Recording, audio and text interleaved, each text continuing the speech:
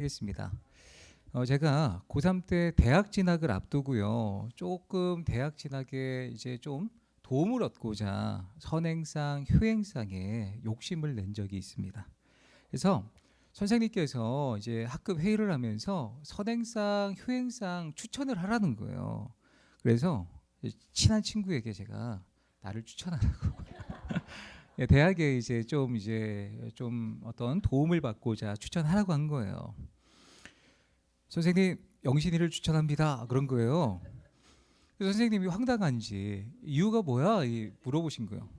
저도 무슨 대답을 할지 몰랐어요. 근데 친구가 그러는 거예요. 제가 고2 때 아버님이 병원에 입원하신 적이 있었는데 저희가 시골이어가지고 소를 키우고 있었어요. 그래서 아버님이 입원하셔서 소밥을 주러 한번 조퇴를 하고 간 적이 있는데 그것을 기억하고 영신이는 아버지가 병원에 입원하셨을 때에 소밥을 주러 간 적이 있습니다. 그렇게 이야기를 하는 거예요. 얼마나 민망한지 몰랐습니다. 너무 황당한 이야기죠. 선생님도 황당하셨던 것 같아요. 그래서 반장을 부르더니 반장 너가 알아서 뽑고 나중에 결과만 알려줘. 그러고 교무실로 가셨어요. 제가 뽑혔습니다. 제가 뽑혔어요. 그래서 뽑혔는데 근데 그 다음 주 전교 조회를 하는데 월요일 날 되면 조회를 하잖아요. 그래서 효행상 뭐 이렇게 호명을 하는 거예요. 1학년 1반 누구 뭐 이렇게 하면서 제가 3학년이었는데 3학년 4반 김형진 그러는 거예요. 그래서 이게 마이크로 이름을 불러서 우리 반에 형진이라는 애가 있는데 그 애를 부른 건가? 내가 뽑혔으니까 당연히 이름을 잘못 불렀겠다. 내가 또 김영신이라고 부른 것 같다. 그래서 제가 앞으로 나갔어요. 뛰쳐나갔는데 한 명씩 단상에 올라가서 이게 상을 받잖아요. 제 이름을 안 부르는 거예요. 앞으로 나갔는데 얼마나 전교생 앞에서 얼마나 황당했겠어요. 그리고 이제 뒤돌아서 왔는데 얼마나 창피합니까? 그래서 선생님 찾아갔어요. 선생님 왜 저 효행상 못 받는 거예요? 상장 왜 안 주십니까? 그랬더니 선생님께서 놀라시면서 야 형진이가 받는 거 아니었어? 그러는 거예요. 저희 반에 전교 회장이었던 김형진이라는 친구가 있었는데 반장이 보고할 때 선생님 이번에 영신이가 됐습니다라고 보고를 했는데 선생님이 형진이라고 들은 거예요. 왜냐하면 저는 안중에도 없었던 거죠. 제가 그렇게 말썽꾸러기는 아니었는데 고3 때 이제 독일어 수업이 있었어요. 근데 미스 선생님이 있었는데 여자 선생님이었어요. 근데 그분이 이제 저를 좀 닮았던 것 같아요. 친구들이 야 너네 누나 아니냐 할 정도로 외모가 비슷했어요. 그래서 한번 제가 누나라고 20대 후반이었는데 이제 10대 후반이니까 농담 삼아 누나 그랬는데 이분이 담임 선생님한테 일러가지고 엄청 혼난 적이 있거든요. 그래서 선생님한테 이제 기억 속에 이제 얘는 말썽꾸러기 사고 치는 그렇게 사고를 친 건 아닌데 그 한 번의 기억이 저에 대해서 이제 좋지 않은 생각을 하셨던 것 같아요.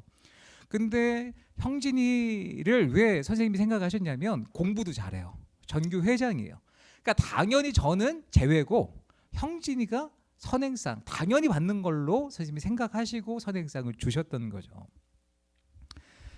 예, 제가 무엇을 말씀드리고자 하는 거냐면 선생님에게 편견이 있었다는 거예요. 저에 대한 안 좋은 기억, 근데 형진이에 대한 좋은 기억. 그래서 저는 제외시켰던 거예요. 편견이 무엇입니까, 여러분? 편견은요 한쪽으로 기울어진 생각입니다. 어떤 사물이나 현상에 대해서 사실상의 근거 없이 지니고 있는 완고한 의견이에요. 한 가지 것을 가지고 전체를 판단하는 게 편견이죠. 그렇습니다. 우리는 대부분의 사람들이 편견이 있다는 거예요. 우리는 연약하기 때문에 모든 것을 다 알지 못합니다. 그래서 이게 쉽게 편견의 유혹에서 벗어나기 어려운 존재가 우리라는 거예요. 문제는 이 편견이 우리가 신앙생활을 하는데도 영향을 미치는 게 문제가 된다는 것입니다. 하나님의 역사하심을 나의 편견 때문에 막기도 하고 성령의 역사를 내 편견 때문에 막기도 하는 그런 모습이 있다는 거예요. 그러면 우리는 어떻게 해야 이 편견을 뛰어넘어서 하나님의 역사하심을 우리가 발견하고 우리의 신앙이 성장할 수 있는지 오늘 말씀을 통해서 두 가지만 살펴보겠습니다. 함께 있습니다. 성령님은 우리의 편견을 깨뜨리고 우리를 하나로 묶어주신다. 성령님은요 우리의 편견을 깨뜨려 주시는 분이에요. 그리고 성령님은 우리를 하나로 묶어주시는 분이에요. 오늘 본문에 보면 편견에 사로잡힌 베드로가 나옵니다. 함께 있습니다. 이튿날 그들이 길을 가다가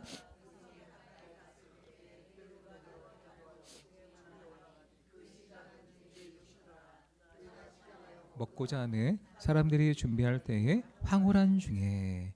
이 말씀에 보면 저희가 지난주에 살펴보았지만 가이사랴에 있는 고넬료, 경건하고 또 칭찬을 받는 구제의 열심이었던 고넬료에게 천사를 보내주셔서 환상을 보여주시죠. 그러면서 고넬료에게 뭐라고 하나님의 천사가 말씀하시냐면 요바에 내려가서 무두장이 시몬의 집에 유숙하고 있는 베드로를 청해라, 이야기를 환상을 고넬료에게 보내주셔서 자기의 종 2명과 그리고 자기의 부하 1명을 경건했던 그 사람들을 요바의 베드로에게 보내게 됩니다. 그리고 이튿날 그들이 길을 가다가 요바의 그 성에 가까이 갔을 때에 베드로가 그들이 당도하는 그 시점에 지붕에 올라가서 하나님 앞에 기도를 하고 있었다는 거예요. 그 기도를 하고 있는데 황홀한 중에 베드로가 본 것이 무엇이었습니까? 오늘 말씀해 보면 언제 기도를 했다고요? 제6시에 기도를 했습니다. 그런데 오늘날 우리의 시간으로 따지자면 여기에 숫자 6을 더하면 돼요. 그러면 정오 12시예요. 12시에 기도를 하러 올라갔던 거예요. 그때 말씀해 보니까 그가 시장하여 먹고자 하며 사람들이 준비할 때에 음식을 준비하는 중에, 지금 1층에서는 음식을 준비하고 있습니다. 그 냄새가 지붕으로 올라가겠죠. 그러니까 얼마나 시장하겠습니까? 배고픈데, 안 그래도 배고픈데 그가 환상을 보게 됩니다. 하늘문이 열리는 거예요. 네 귀를 맨 큰 보자기 같은 그릇이 내려오는데 그 보자기 안에는 여러 가지 짐승들이 담겨져 있습니다. 그런데 너무나 이상한 것은 그 짐승들은 성경에서 먹지 말라고 하는 부정한 음식이었던 거예요. 놀라운 일은 하늘에서 이해할 수 없는 음성이 들리게 됩니다. 같이 읽습니다. 또 소리가 있으되 베드로야 일어나 잡아먹어라 하거늘. 하늘에서 음성이 들리는데 베드로야 이 음식을 잡아먹어라 이야기를 하시는 거예요. 유대인의 율법에 부정하다고 규정된 것들인데 이것을 먹으라는 거예요. 율법에 의하면 음식에 대한 정결법이 있었습니다. 부정한 음식을 먹지 않아요. 어류는요, 지느러미와 비늘이 있어야 먹을 수 있습니다. 고기의 경우 되새김질을 하고 발굽이 갈라진 것을 먹을 수 있습니다. 그런데 이 보자기 안에 있는 것은 하나님께서 지정해 주신 정결법에 어긋난, 지정해 주신 음식이 아니었고 정결법에 어긋난 음식이었던 거예요. 그런데 하나님께서는 베드로에게 이 못 먹는 음식, 부정한 음식을 3번이나 보여주시면서 먹으라고 하는 거예요. 베드로는 못 먹겠다고 버팅기고 있습니다. 그가 배고팠음에도 먹으면 안 되는 음식을 구분하고 있는 거예요. 근데 하나님께서 또 먹으라고 하시면서 뭐라고 말씀하십니까? 같이 읽습니다. 또 2번째 소리가 있으되 하나님께서 깨끗하게 하신 것을 내가 속되다 하지 말라 하더라. 이런 일이 3번 있은 후 그 그릇이 곧 하늘로 올려져 가니라. 하나님께서 깨끗하게 하신 것을 내가 속되다 하지 마라. 하나님 부정해서 이 음식을 먹을 수 없습니다, 깨끗하지 않습니다 생각하고 거절을 하고 있는데 하나님께서 깨끗하다 하신 것을 내가 속되다 하지 말아라 말씀이 들려졌다는 거예요. 하나님의 음성이 들려졌죠. 그런데도 못 먹겠다는 거예요. 몇 번이나 거절합니까? 총 3번이나 거절합니다. 베드로는 어렸을 적부터 유대인으로 자라왔습니다. 이제까지 한 번도 부정한 음식을 먹어본 적이 없어요. 부정한 것을 먹는 것은 이 유대인들에게 죽음과도 같은 거예요. 그리고 그것이 바른 것이라, 바른 믿음이라는 확신을 가지고 있었습니다. 그래서 유대인으로서 먹을 수 없었던 그 부정한 음식들을 하나님 앞에 먹을 수 없다고, 내가 깨끗하다는 것을 너가 속되다 할 수 없다, 음성을 들었는데도 불구하고 아니요, 저는 어려서부터 하나님께서 명령하신 이 음식 정결법은 철저히 지켜왔습니다, 먹을 수 없습니다, 거절을 하고 있는 거예요. 제가 예전에 스리랑카라는 곳에 선교를 간 적이 있는데 예수님을 믿게 된 사람들 중에 대부분은 힌두교 영향권에 있는 사람들이었어요. 힌두교 문화가 있어요. 그러니까 모든 세상에 잡다는 것이 다 신이에요. 원숭이도 신이 되고 코끼리도 신이 되고 뭐 그러면서 모든 동물들, 소도 신이 되고 쥐도 신이 되고 뭐 다 신입니다. 그렇게 자기가 좋아하는 그런 신을 섬기는 게 바로 힌두교인데, 이 힌두교 사람들의 특징이 있다면 소고기를 안 먹어요. 대부분의 많은 사람들이 소를 신성하게 여겨서 소를 먹지 않습니다. 그런데 힌두교를 믿다가 이제 기독교로 개종을 했어요. 그럼에도 불구하고 여전히 힌두교의 그 문화에 젖어 있어서 소고기를 먹지 않아요. 선교사님들이나 누가 오면 소고기 요리를 해서 주긴 해요. 그런데 본인들은 안 먹어요. 먹으라고 주면 냄새를 맡으면 막 헛구역질을 막 하는 거예요. 도무지 못 먹겠다고 그러는 거예요. 예수님을 믿으면 소고기를 먹을 수 있을 것 같은데 어려서부터 몸에 밴 그 습관이 있어서 소고기를 먹지 못하는 거예요. 베드로가 그랬다는 거예요. 율법의 습관이 편견이 되어서 하나님이 괜찮다고 말씀하셔도 자기의 생각으로 뿌리 깊게 자리 잡혀 있는 그 유대교 문화 가운데 여전히 부정하게 그 음식들을 바라보는 그런 마음이 아직까지 자리하고 있었다는 것입니다. 어쩌면 우리들도 하나님께서 괜찮다고 하심에도 불구하고 여전히 우리 생각으로 부정하게, 내 생각이 하나님의 생각보다 더 커서 하나님 안 됩니다, 부정합니다, 그럴 수 없습니다 라고 판단하는 것들이 여전히 우리 가운데 있을 수 있다는 거죠. 그런 것들이 우리의 신앙의 성장을 방해하거나 하나님의 역사를 경험하지 못하게 하는 이유가 될 수 있음을 우리가 기억해야 한다는 것입니다. 베드로는 음식에 대한 그런 편견이 분명히 있었어요. 부정한 것은 나는 가까이 하지 않는다라는 그 편견이 그에게 있었습니다.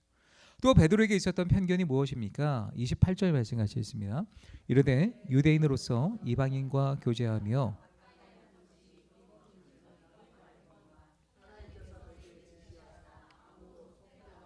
깨끗하지 않다 하지 말라 하시기로. 베드로는 유대인으로서 이방인에 대한 편견이 있었습니다. 이방인은 하나님의 백성이 아니라고 생각했던 거예요. 지옥의 땔감이라고 생각했습니다.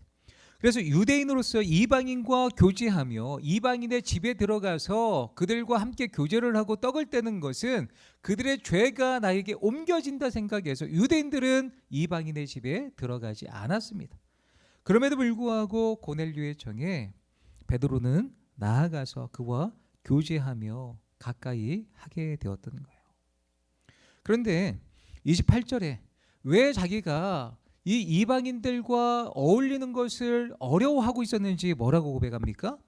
나는 유대인으로서 이방인과 교제하며 가까이 하는 것을 위법으로 생각한다는 거예요. 이걸 죄라고 생각한다는 거예요. 이걸 부정하게 생각하고 있다는 거예요. 이 편견이 있었기 때문에 이방인들에게 나아가서 복음을 증거하지 않고 있었던 것입니다. 이렇게 제자들과 사도들 한쪽으로 기울어진 생각 때문에 하나님의 복음이 이방 땅에 가지 못하고 있었던 거예요. 그런 편견을 예수님께서, 성령님께서 어떻게 깨워주십니까? 같이 읽습니다. 베드로가 그 환상에 대하여 생각할 때에 성령께서 그에게 말씀하시되 두 사람이 너를 찾으니 일어나 내려가 의심하지 말고 함께 가라. 내가 그들을 보내었느니라 하시니. 성령께서 그런 편견에 사로잡혀 있는 음식의 어떤 그 정결법, 그리고 어려서부터 부정하게 여겼던 것을 멀리하고 있는 그 뿌리 깊게 자리 잡고 있는 그 베드로에게 누가 말씀하셨다고요? 성령 하나님께서 말씀하셨다는 거예요. 두 사람이 너를 찾으러 올 거야. 의심하지 말고 그들을 따라가라. 그들은 이방인인데 그들이 너를 청할 거야. 그들을 따라가. 의심하지 마. 내가 깨끗하다는 것을 너가 속되다 말할 수 없어. 성령님께서 베드로의 편견을 깨뜨리시며 고넬료의 집에 가도록 하셨던 거예요. 성령님으로 인해 베드로는요 고넬료를 만나고 또 그에게 복음을 증거했을 때 이방인에 대한 편견이 완전히 깨지게 됩니다. 그 편견이 깨지게 된 베드로는 이렇게 고백을 합니다. 같이 읽습니다.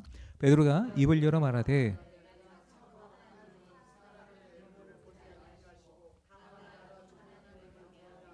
의를 행하는 사람은 다 받으시는 줄 깨달았도다. 아멘. 하나님은 사람을 외모로 보지 않으신다는 거죠.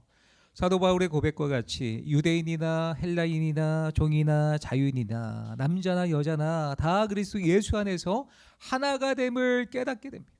고넬료의 집에 성령의 의지에서 자기의 편견을 깨고 나아가게 되었을 때에 그의 가족, 고넬료와 그의 가족에게 예수 그리스도의 십자가의 복음, 부활의 복음을 증거했을 때에 그들에게 성령이 임하게 됩니다.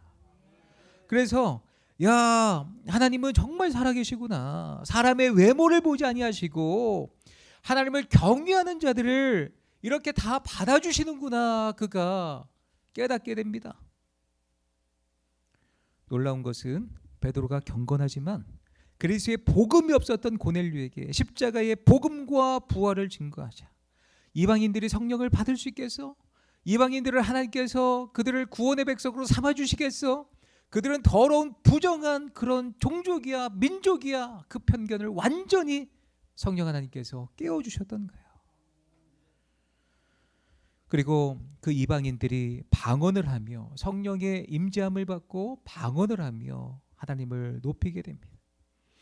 하나님은 이렇게 베드로에게 이 부정한 음식을 먹어라라는 그 환상을 보여주신 이유가 이것입니다. 너가 받아들이지 않는다고 해서 그 이방인들을 내가 버린 것이 아니라는 거예요. 너가 받아들이든 그렇지 않든 그 이방인들은 다 내가 받아들이고 있다는 거예요. 우리 하나님께서. 그래서 하나님은 이 환상을 보여주신 것이고 이 환상을 통해서 이방인과의 접촉을 하나님이 미리 앞으로 그들에게도 복음이 들어가야 된다 알려주신 거죠. 내가 깨끗하다는 것을 내가 속되다 하지 말아라 말씀하신 거예요. 그렇죠. 우리의 삶 가운데도 기준은 분명히 있어야 합니다. 그러나 그것이 하나님을 섬기는 데 도움이 되는 기준이어야 하지 그 기준을 지키는 것이 목적이 되어서는 안 됩니다.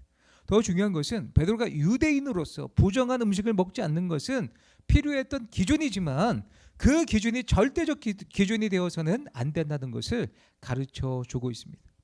여기서 우리는 무엇을 배울 수 있습니까? 우리에게 기준은 중요합니다. 그런데 우리 신앙 가운데 더 중요한 것이 있다면 영혼을 살리는 거예요. 성령 하나님은 영혼을 살리는 데 관심이 있습니다. 우리의 생각이 성경 말씀으로 분명한 기준을 갖고 있어도 그것이 영혼을 사랑하지 못하는 편견으로 자리 잡고 있다면 하나님 기뻐하지 않으신다는 거예요. 하나님에게 있어서 더 큰 기준이 무엇입니까? 모든 사람을 사랑하고 모든 사람에게까지 열방에까지 예수 그리스도의 복음을 전해서 그 영혼들이 살아나게 하는 것, 그것이 하나님께서 기뻐하시는 더 큰 기준인 줄 믿습니다. 우리의 편견을 뛰어넘게 하시는 성령 하나님이 임재하실 때에 하나님의 크신 뜻을 우리가 발견하고 영혼을 사랑할 수 있게 되는 줄 믿으시기 바랍니다. 전라북도 김제에 가면 금산교회가 있습니다. 1905년도에 테이트 선교사님에 의해서 그 김제의 금산교회가 세워지게 되는데 전라도 지역에 선교하던 테이트 선교사님은요 김제 지역의 거부였던 조덕삼이라는 사람에게 전도를 하게 됩니다. 그리고 이 조덕삼이라는 분은 자기 집에서 머슴살이를 하고 있었던 이자익이라는 사람을 전도하여서 함께 신앙생활을 하게 됩니다.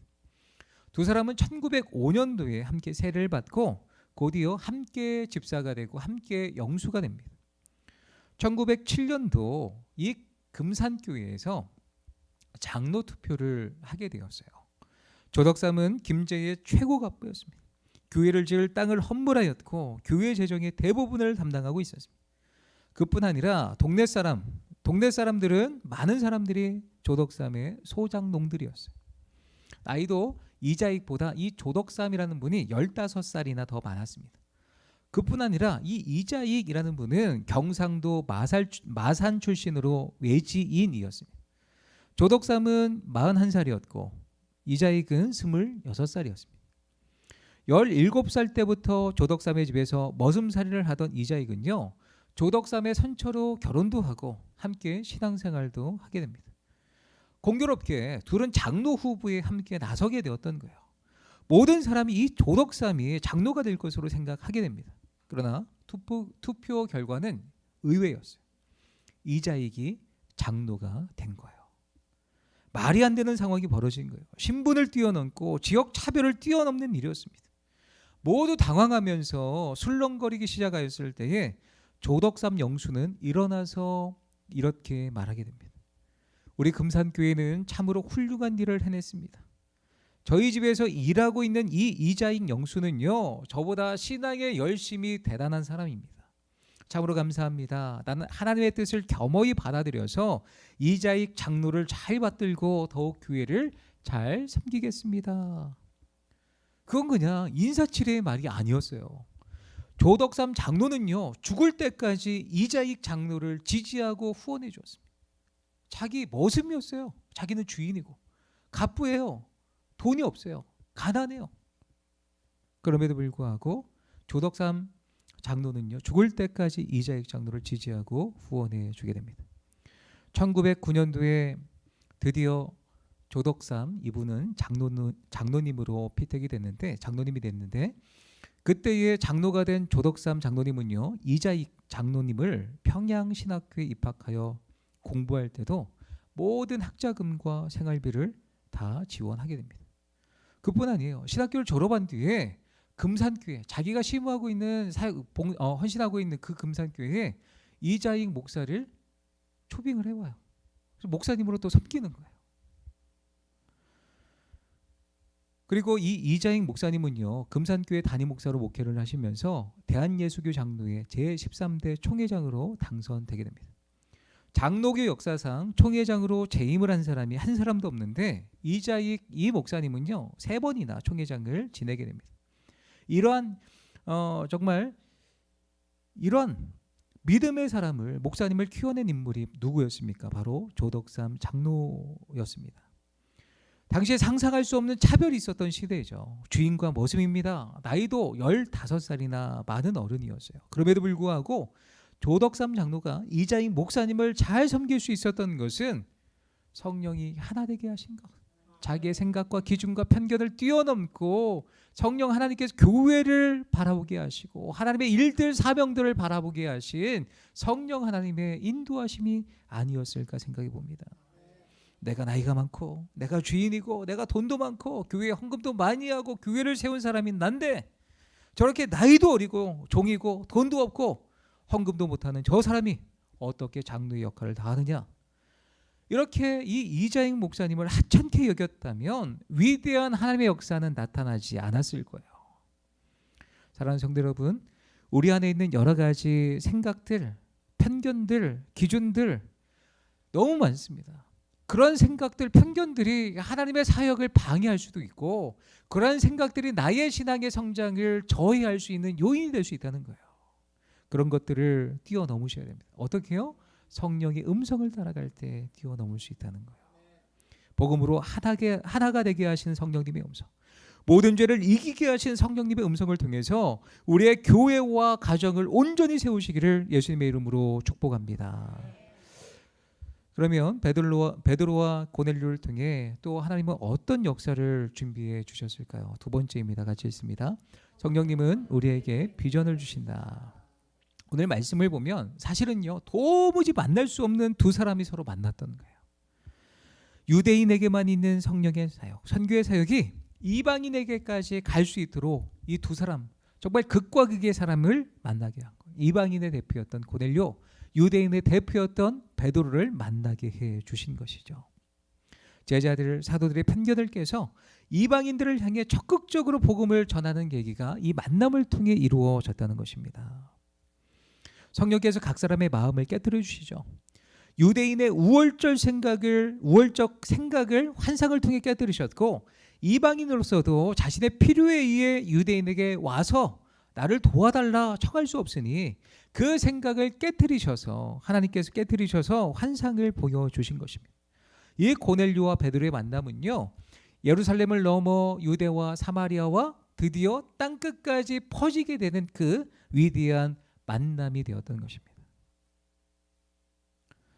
베드로는 고넬료와의 만남을 통해서 하나님께서 이 이방인을 향한 어떤 계획과 비전을 갖고 계셨는지를 발견하게 돼요.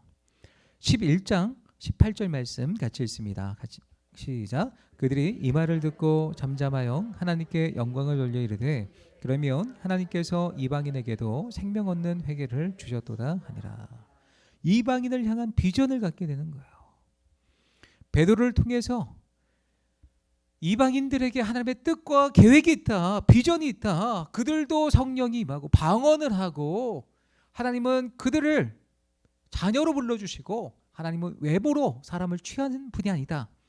그 이야기를 듣게 되었을 때에 이 제자들과 형제들은요, 하나님께서 이방인에게도 생명 얻는 회개를 주셨도다, 이방인을 향한 비전을 드디어 갖게 된 거예요. 이 만남을 통해서 드디어 그들의 편견과 생각이 깨어지고 이제 적극적으로 이방인에게 나아가서 주 예수 그리스도의 복음을 증거하는 계기가 되었던 것입니다. 어떻게 이런 비전이 나타날 수 있었던 것일까요? 베드로가 환상을 보았기 때문입니다. 부정한 음식을 먹으라는 성령의 환상을 보았기 때문에, 그 환상을 통해 편견이 깨졌고 그 환상을 통해 비전까지 나아갔던 거예요. 성령 하나님의 환상을 통해서 이방인에 대한 거룩한 꿈과 비전을 품을 수 있었던 것입니다. 우리도 마찬가지죠. 성령 하나님의 음성을 통해서 우리가 환상을 보게 됩니다. 하나님이 보여주신 환상이 있어요. 그 환상을 통해서 거룩한 꿈과 비전을 우리가 가질 수 있다는 거죠. 더 큰 사명을 품도록, 영혼 구원에 대한 위대한 마음을 품도록 우리에게 꿈과 비전을 주시는 성령 하나님께 모든 것을 의탁하시기 바랍니다. 1904년도 영국 웨일즈의 부흥 운동을 주도한 이반 로버츠라는 사람이 있습니다. 이 위대한 웨일즈 부흥 운동을 일으켰던 이반 로버츠는요, 평범한 20대 청년이었어요. 광부였습니다. 그는 성경을 읽기 위해서 글을 배웠습니다. 성경을 읽는 가운데 거룩한 열정이 사로잡히게 됩니다. 그는 탄광에서 휴식 시간에 다른 동료들이 담배를 피우고 음담패사를 하는 그 가운데에 한쪽 구석에서 조용히 앉아서 성경 말씀을 읽고 또 읽고 기도했습니다. 하나님, 나를 변화시켜 주소서. 말씀대로 살게 해주소서. 그래서 하나님의 역사를 위해 사용받게 해주소서 기도를 하게 됩니다. 어느 날 기도하던 중 이반 로버츠는요, 한 환상을 보게 됩니다. 초원에서 일어난 불이 영국 전체로 퍼지게 됩니다. 그리고 그 불이 유럽과 아프리카, 아시아 전역으로 퍼져나가는 환상을 보게 됩니다. 하나님께서 이 부흥을 위해 나를 사용하시는구나, 이 환상을 보게 해주셨구나. 환상과 꿈과 비전을, 환상을 통해서 꿈과 비전을 갖게 됩니다. 그는 말씀을 전하려고 교회들을 찾아가서 나를 좀 설교를 할 수 있도록 해달라고 그렇게 사정사정했지만 번번이 거절당하게 됩니다. 결국 한 교회에서 설교를 하게 되었는데 이 이반 로버츠의 설교를 들었던 사람들은요, 불과 17명, 그리고 목사님 뿐이었습니다. 25살의 이반 로버츠는요, 단순하게 말씀을 선포하게 됩니다. 첫째, 모든 죄를 하나님께 고백하십시오. 둘째, 좋지 않은 습관을 제거하십시오. 셋째, 성령님의 인도하심에 즉각 순종하십시오. 넷째, 그리스도를 증거하기 위하여 사람들에게 가십시오. 이 설교, 간단 명료한 이반 로버츠의 설교를 듣고 이 18명의 사람들이 불을 받게 됩니다. 설교 이후에 이들은 하나님 앞에 무릎을 꿇고 회개하기 시작했습니다. 그의 설교는 한 달 동안 계속되었고 30일 만에 3만 7천 명이 회개하게 됩니다. 5개월 만에 웨일즈 전역에서 10만 명의 사람들이 예수 그리스도께 돌아오게 됩니다. 술집과 극장들이 문을 닫고 성령에 사로잡히는 이 부흥의 물결은요, 영국 전체로, 노르웨이로, 아프리카로, 그리고 어디까지 왔을까요? 조선 땅까지 오게 됩니다. 1905년도에 그 이반 로버츠의 그 환상 덕에 어디까지 와요? 조선 땅까지 와요. 그리고 1907년도 그 유명한 평양 대부흥으로 이어지게 된 것입니다. 한 사람의 환상, 꿈과 비전이 이렇게 전 세계에 성령의 충만한 능력을 감당하고 많은 사람을 주님 앞에 돌아오게 하는 그런 능력으로 쓰임 받았다는 거예요. 사랑하는 성도 여러분, 우리도 성령 하나님이 주신 꿈을 품어야 됩니다. 환상을 보셔야 됩니다. 비전을 보셔야 됩니다. 하나님께서 나를 통하여서 정말 이루실 거룩한 꿈을 꾸시길 바랍니다. 우리 교회와 우리 가정과 자녀들을 품고 성령 하나님께 간구하시기 바랍니다. 우리의 한계를 바라보며 나는 안 돼. 우리 교회 뭘 할 수 있겠어? 이렇게 건물도 오래되고 숫자도 별로고. 아닙니다. 18명으로 시작한 그 한 사람의 성령의 그 음성, 환상, 비전이 조선 땅까지 수십만 명의 사람들을 주님 앞에 돌아오게 했다는 거예요. 우리가 환상을 보길 원합니다. 너무나 감사한 것은 제가 우리 성도님들을 이렇게 종종 뵈면 환상을 보셨어요. 우리 교회가 숫자가 점점 많아지고 숫자가 많아지는 건 중요한 건 아니지만 중요한 것은 많은 영혼들이 하나님을 예배하고 하나님 앞에 돌아오고 회개하고 이런 환상을 보시는 분들이 많다는 거예요. 저는 아멘으로 받아들였습니다. 할렐루야. 저는 믿습니다. 네, 믿습니다. 어떤 청년은요, 우리 교회가 이제 이 천군 천사와 사람들이 가득 차서 하나님을 찬양하는 그런 환상을 본 청년도 있어요. 그런 분들이 너무 많다는 거예요. 이런 거룩한 꿈, 하나님이 우리를 통해서 이루실 거룩한 꿈을 품고 주님 앞에 비전을 달라고, 우리 가정을, 자녀들을 위해 비전을 달라고, 우리 교회를 향한 하나님의 비전을 달라고 기도하며 주님 앞에 나아가시는 꿈을 꾸시는 모든 성도님들 되시기를 축복합니다.